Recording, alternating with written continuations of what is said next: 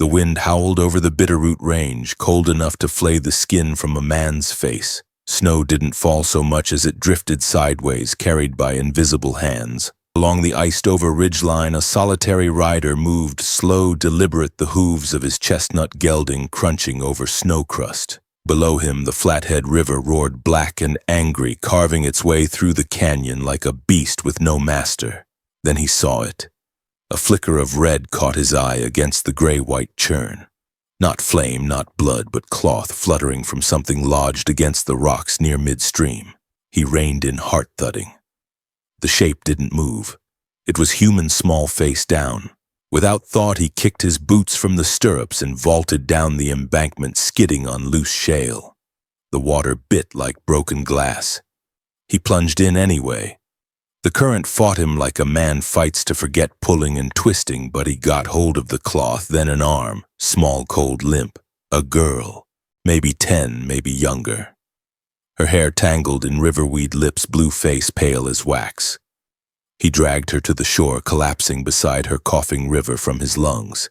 She didn't move. His hands shook as he pressed her chest again. Nothing. Then water spurted from her mouth. A gasp. Her eyes snapped open, wide and black as obsidian rimmed in frost. She didn't speak. Just stared. The man stared back, breathing hard. The wind screamed again above them, but neither moved.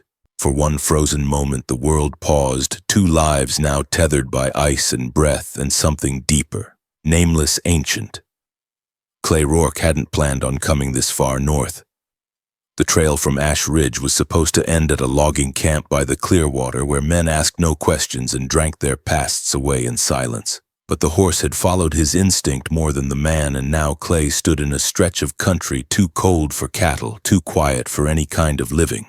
His cabin sat half-sunk into a wooded slope, pine-shadowed and hunched against snowdrifts with a warped stovepipe curling smoke like a dying breath. It wasn't home. It was punishment. Inside, the fire hissed in protest as he carried the girl enwrapped now in his oilskin coat. She was unconscious again, but breathing steady. He laid her by the hearth, set water to boil, and stared for a long time at her face. The scar on his own cheek, a jagged line from brow to jaw, tingled as the heat came up. She was native, no question. Cheekbones, sharp nose, straight lips dry and cracked from cold. Her hands were curled like bird claws beneath the blanket. Somewhere in his mind, a door creaked open and the memory came back uninvited, a church set on fire, the bells still tolling as children screamed inside. He hadn't lit the match, but he hadn't stopped the men who did. Orders were orders, but ghosts don't care about chain of command. 3 winters he'd lived alone in this hollow, breaking wild horses, trapping beaver, speaking only to the trees. His only company had been an old Bible with half the pages missing and a rusted rifle that hadn't fired true since Shiloh. And now this girl, this stranger plucked from death, slept in his silence like she belonged. When she woke the next morning, she sat up without fear. Her eyes followed Clay as he moved, but her lips stayed pressed together. He tried speaking slow, gentle, in broken Salish he'd learned from a trader long dead. Nothing. Not a word. She ate what he gave her, venison stew, thick and steaming, and drank without hesitation. But her silence cut deeper than any scream. She watched the door as if expecting someone to burst through it at any moment. Clay didn't ask questions. He'd learned questions were like splinters. They worked their way under skin until they bled you dry. Instead, he taught her how to use the fire iron, how to feed the stove, where to find jerky. She learned fast. In 3 days, she was moving like a ghost through his routines, never speaking, never smiling. Only once did she gesture, pointing to a necklace of carved bone around her neck and then touching her lips. He didn't understand. Not yet. Outside, the snow kept falling. Coyotes howled at night, and once he saw a fire burning on a far hill. Travelers, maybe. Or worse. He kept the rifle loaded and sat up longer than usual, watching the shadows. By the 6th day, she stood at the doorway while he chopped wood, staring at the sky. He followed her gaze. Ravens. A whole cloud of them circling above the ridgeline. Then the sound came soft at first, then growing. Hoofbeats. Many. Rhythmic as war drums. Coming fast. Clay felt the scar on his cheek twitch again. Not fear, not yet, but something darker. The past galloping back with snow in its teeth. When the girl first blinked in the firelight, her pupils seemed bottomless, reflecting the flicker like wells that held ancient secrets. Clay had seen wounded deer with that same look, silent, still resigned to pain. But this girl, she didn't tremble, didn't cry, just stared as if weighing him against some memory not yet faded. For hours after pulling her from the river, he'd done nothing but tend to her, removing soaked clothing, rubbing warmth back into her limbs, draping her in his buffalo hide coat like she was glass about to break. She never resisted, never spoke. She was all bone and bruises, her left foot blistered from frostbite and her shoulders marked with faint blue handprints, finger-sized bruises that told stories no one should have to speak aloud. Clay asked nothing, but his thoughts screamed. Where had she come from? Who had left her to drown? And why did she look at him like she already knew his shame? The first 2 days she slept often, her breathing shallow, eyes twitching under their lids. Once in sleep she mumbled something in Salish, a word he didn't recognize, spoken like a prayer or a curse. Clay left a tin cup of snowmelt beside her each night, always found it empty by morning. She moved like a ghost, barely making sound, her footsteps lighter than the falling snow. Still, there were small signs of trust.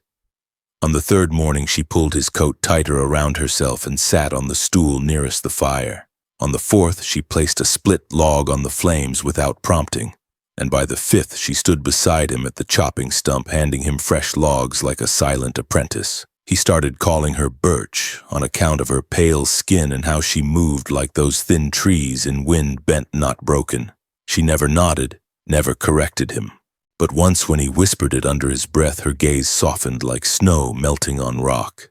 One night while she slept with her head wrapped in a spare flannel shirt, Clay pulled out the only keepsake he hadn't burned, an old brass locket wrapped in leather cord. Inside it was a hand-drawn sketch of a woman and a boy, faded but still clear. He'd never shown it to anyone, not even in Ashridge. The woman had been his sister, the boy her son. They died in a raid. Clay failed to stop, killed not by natives but by his own men, acting on a rumor that the town had been harboring scouts. Clay had frozen then, had aimed his rifle and not fired, a sharpshooter with shaking hands. The boy's eyes had matched this girl's, black, wide-rimmed with quiet horror. He put the locket away and looked over at Birch. She slept curled tight, one hand still gripping the hem of his coat. And in that quiet he realized something had already changed. Not in her. In him. At dawn, he caught her trying to walk. She limped from the doorframe to the fire and back, testing her strength. No whimper, no cry, just effort. He stepped outside to split kindling, only to find the snow tracked with small footprints. Not hers. Larger, fresh, human. He turned slowly, the axe still in hand. Birch stood in the doorway, her expression unreadable. But her lips moved soundlessly, and this time he recognized the word. They're coming. They came just after sunrise, with the wind at their backs and the ground shaking under hoof. 5 tribes by the look of their war paint and banners, 5 factions not seen riding together in decades. Clay counted nearly 30 riders from where he stood behind the chopping stump, Birch beside him, her fingers clutching his coat hem like roots clinging to soil. The horses formed a crescent at the tree line, silent except for the steam rising from their nostrils. No war cries, no shouts. Just stillness and snow and a tension that tightened Clay's lungs like a noose. The one who dismounted first wore eagle feathers in his braids and bore a bone-handled tomahawk on his belt. His face was lined, mouth grim, eyes sharp with memory. Birch let go of Clay and stepped forward, limping slightly. The man dropped to one knee in front of her and touched her shoulder. She placed her hand against his face, and though neither spoke, something passed between them. Relief, maybe. Or pain. Others dismounted. One woman in a red elk-hide cloak wept openly, holding a beaded rattle to her chest. A boy no older than 16 carried 2 painted drums slung across his back like burdens. The last to approach was a younger man with ash-gray war stripes across his eyes and a long scar from chin to ear. He didn't kneel. He stared past Birch, straight at Clay. "You pulled her from the death water," he said in thick accented English. Clay nodded once. "She was drowning. She is the daughter of Broken Sky," the man continued. "Peacekeeper of the Smoke Hills." He rode unarmed to your town speaking of truce. His tongue was cut out, his body left for the crows. Clay said nothing. He didn't need to. The scar on his cheek told enough story.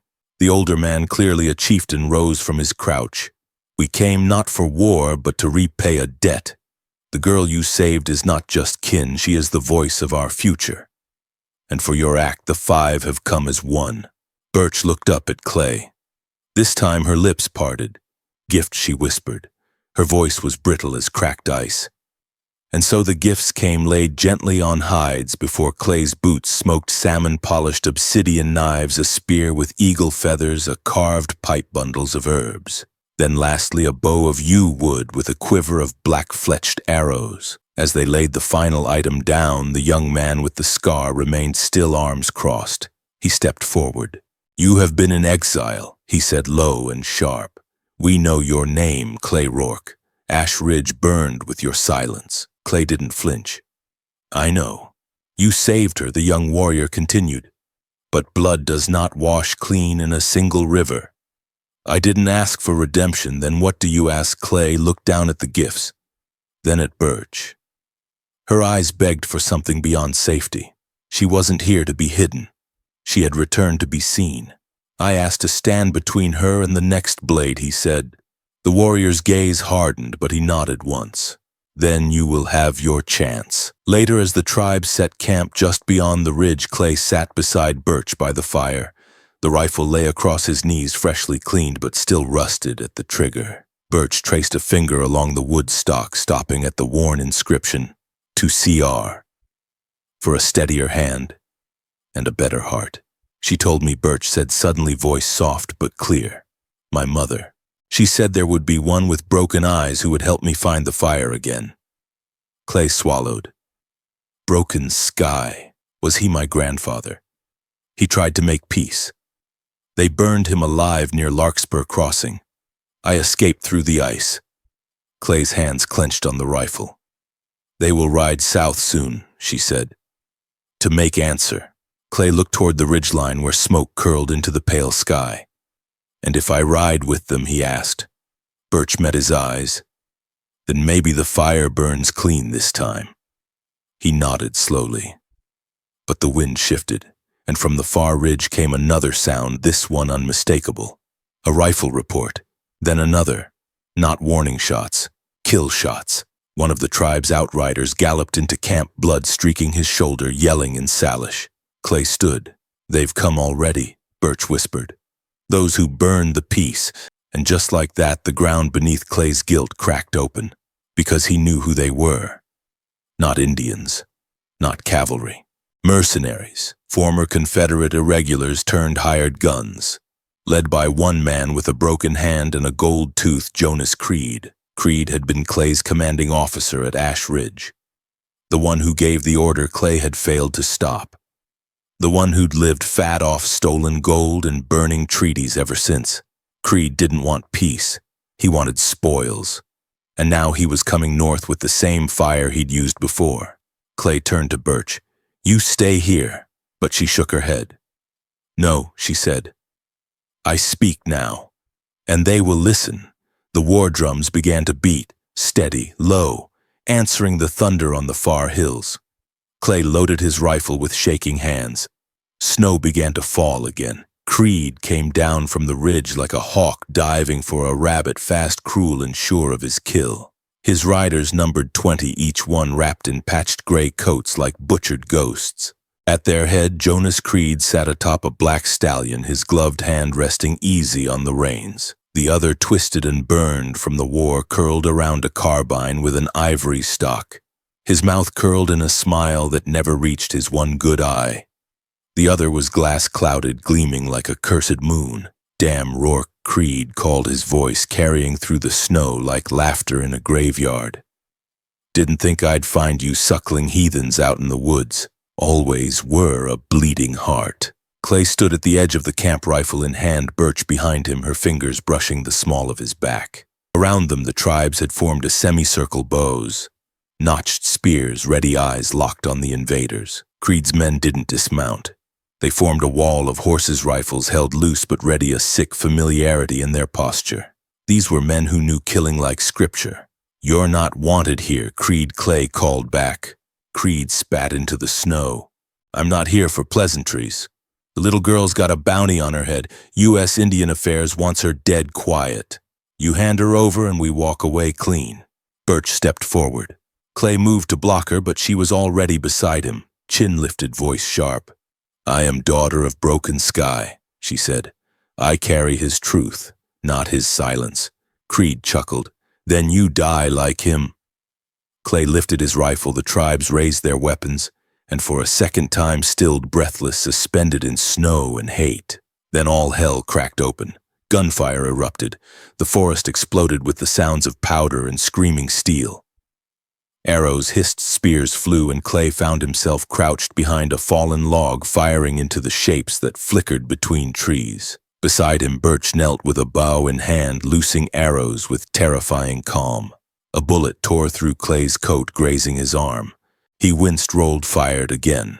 One rider slumped from his horse, another screamed as a tomahawk buried in his throat. The battle was chaos, brutal and close. Men fought like animals, slipping in blood, and snow blades clashing, war cries and gunshots overlapping until it became a single deafening sound rage. Creed pushed through the fight like a beast, firing and reloading, shouting orders no one heard. He locked eyes with Clay across the melee, and something in his face twisted, not anger, not fear. Recognition. They moved toward each other like two memories refusing to fade. Creed swung his carbine. Clay ducked, tackled him to the ground. The gun skittered away. They fought hand to hand, fists and knees and blood. Creed headbutted him, roared something about Ash Ridge, about orders, about Clay being a coward. "You were the coward," Clay spat. "You gave the order. You made me watch." Creed drew a knife, its edge blackened. Clay grabbed for his rifle, pulled the trigger. Click. The rifle jammed, same way it had at Ash Ridge, same goddamn way. Creed laughed. "Still carrying that piece of shit." The knife came down, but Birch was there. Small, fast, a ghost with a blade. She drove her arrow not into Creed's chest, but into his hand. He screamed, dropped the knife. Clay didn't hesitate this time. He grabbed a tomahawk from a fallen warrior's belt and buried it in Creed's thigh. Creed went down, snarling. The battle was ending. His men were falling scattered. Some fled. Others lay still. Clay stood over Creed, chest heaving. "You can't kill the past," Creed coughed. "No," Clay said. "But I can stop it from burning anything else." He turned, dragging Creed with him toward the waiting tribes. The chieftain stood silent. Birch approached, blood on her face, not hers. She looked at Creed, then at Clay. "I will speak for what he did," she said. Creed's mouth twisted in contempt. "Your people don't have courts." "We do now," she said. The tribes circled. Clay stepped back, rifle lowered. Justice wasn't his to give. He walked to the edge of the forest, snow crunching underfoot, and sat alone beside a stump. The rifle lay across his lap, useless, rusted. He opened the locket again, staring at the drawing. A boy and his mother. Innocence. Gone. Birch found him there an hour later. She sat beside him without speaking. He handed her the rifle. "It never fired when I needed it to." She ran her fingers along the scarred stock. "It brought me out of the river." He didn't answer, just nodded. That night the tribes lit a fire that reached to the heavens, not a funeral pyre, a beacon, a promise. Clay watched it burn, his hands raw, his past not gone but smaller somehow. Birch danced with the others, slow and solemn, her voice joining the chants. For the first time Clay saw her smile. Not wide, not joyous, but real. She turned once, met his eyes, and nodded. He nodded back. Ashes had turned to flame, but this fire would not destroy. The snow fell slower the next morning, sifting through the smoke that curled from the dying fire. Around the embers, silence held the camp like a thick fog. The wounded were being tended to, salves pressed into gunshot burns, arrows removed with steady hands. The dead had been laid out on woven mats, their faces brushed clean, eyes closed with care. Birch stood near one of them, a warrior no older than 16. She didn't cry. She simply held his hand until his mother came to claim him. Then she walked away, her shoulders straighter than before. Clay sat apart from them all, the rusted rifle across his knees, disassembled now. The parts lay spread across a square of deerskin. He'd taken it apart that morning every spring and bolt every gear, trying to understand the failure. Again and again and again. It hadn't fired at Ash Ridge. It hadn't fired yesterday. He'd kept it as penance, hoping one day it would serve, but it never did. Now, with Creed bleeding in a cage of ashwood, Clay held the trigger plate in his palm and saw the crack running through its center, tiny but fatal. He let out a breath. It was never the rifle. It was always him. A soft crunch in the snow drew his gaze. Birch approached, wrapped in a blue blanket too large for her frame. Her hair had been braided, her face marked with charcoal lines, symbols of loss and rebirth. She crouched beside him. The rifle. It failed again. Clay nodded. She tilted her head. Or maybe it did what it was meant to do. He looked at her, unsure. If it had fired, she said, you'd have killed Creed. Fast. Alone, like before. But now we all saw him fall. And we remember. Together. He said nothing. Just turned the trigger plate over once, then set it down beside the locket. Birch reached into the folds of her blanket and pulled something out. A small pouch tied with a red sinew cord. She placed it beside the rifle. What is it? He asked. Dust from my grandfather's pipe, she said. He said fire purifies, but it only speaks truth when it doesn't burn alone. Clay stared at it. The locket, the broken rifle, the dust. You want me to burn it? She shook her head. I want you to decide. He looked to the sky. The sun was climbing, weak but present. The snow had slowed to drifting flakes. Campfires were being doused. The tribes would leave soon. South toward the settlements. Toward more reckoning. Clay had a choice. Stay or ride. Birch stood.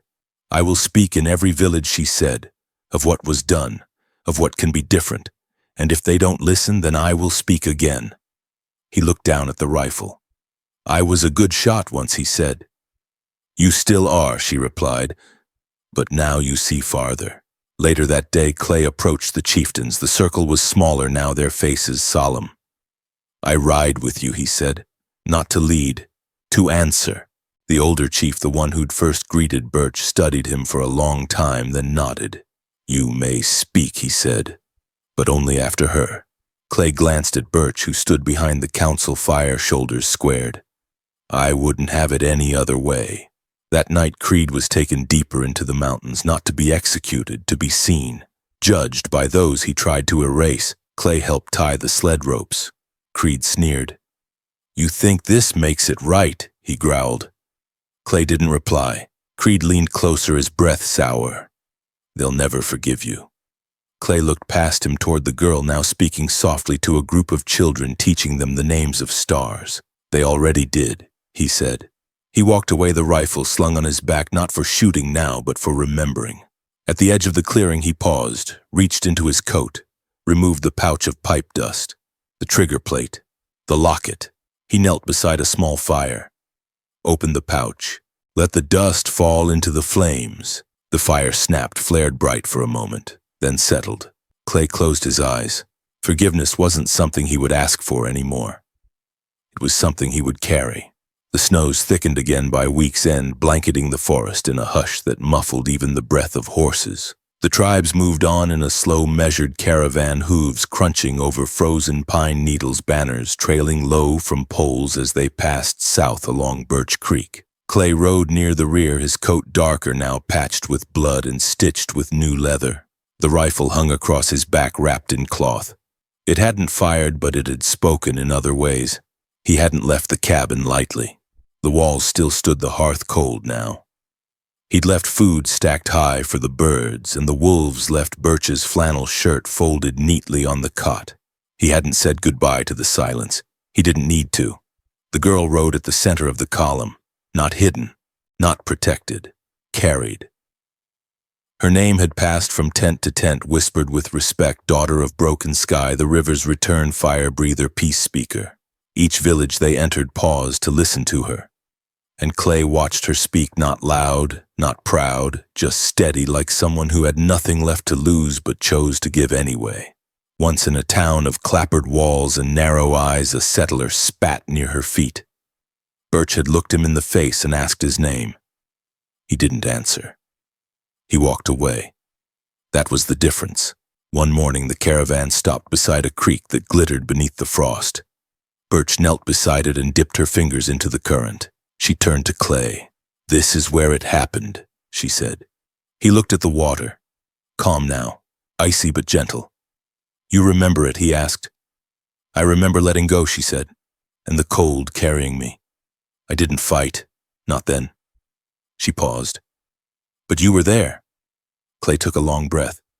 "I wasn't supposed to be." "You were." He sat beside her, took the rifle from his back and placed it gently across his lap, unwrapped it, then reached into his coat and pulled out the locket, held it to the water. The faces inside blurred with reflection. "Is this where it ends?" he asked. Birch shook her head. "This is where it begins." He closed the locket, then handed it to her. She opened it, looked, then nodded once. "I'll keep it," she said. Clay stood. The others had started moving again. Birch tucked the locket under her tunic and mounted her pony. Before she rode off, she turned to him. "You still have a voice," she said. "Use it." Then she was gone, swallowed by the trees and snow and a future she would help build. Clay remained by the creek for a long time. When he finally moved, he picked up the rifle, kissed the stock, and set it gently in the shallows. The current took it slowly. When he turned away, his shoulders felt lighter. He walked north again, alone but not lost. Not anymore. And as the snow fell over Birch Creek, the river whispered a new name into the silence. Clay Rourke. Witness. A man who stayed behind, not to be remembered, but so others could be. And sometimes when the creek runs high and the wind is just right, riders still pass that way and swear they see a rifle half buried in silt, glinting under frost like the memory of a fire that once refused to die. Watch the next story for another haunting legend of the West. Don't forget to subscribe.